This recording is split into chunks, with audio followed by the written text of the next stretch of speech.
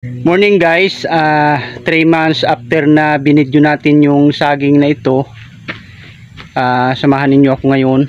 Papakita ko sa inyo kung ano na ba yung status ng kanyang paglaki. Ayan.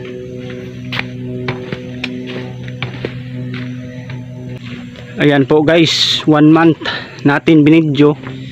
Papakita natin sa inyo ang lalaki na, ang bilis ng kaniyang paglaki. Ayan, noon kung makikita ninyo,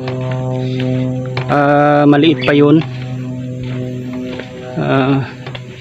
May naka ano pa dito guys, may nakatigib. Ayan, kung makikita niyo sa followers guys, halos tig 2 na lang yung natira.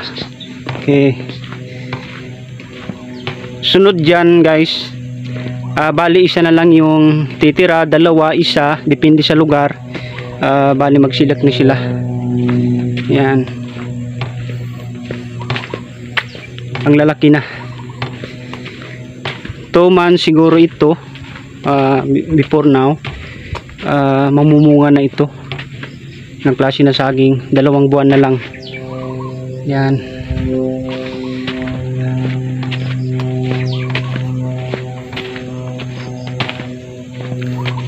ang lulusog nila guys. Ayan, granine po na variety. Yan,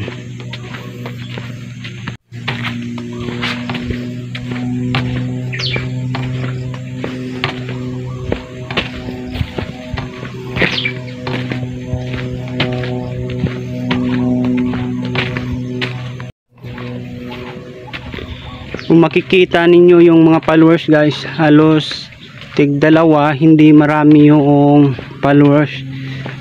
Yung abono, hindi sayang yung abono na ina-apply dito.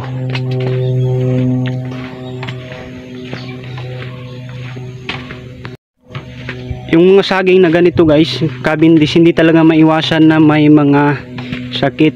Ayan, yan po yung paraan nila, ay nalagay nila sa plastic yung mga sakit. Ayan,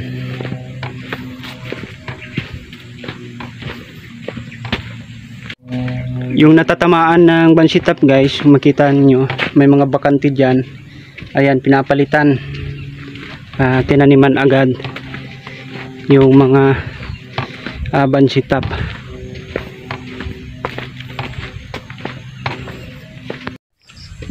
Ito pa yung after 1 month na binidyo natin guys.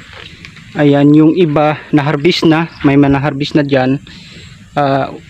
Halos lahat ay may bunga na. Ayan, makikita ninyo, napakadami ng bunga. Halos lahat guys may bunga na. Ayan,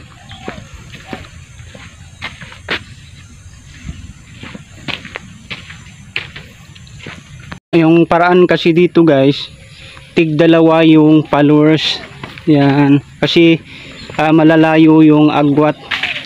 Yun po ang order po ng management sa sagingan na ito. 2 yung followers.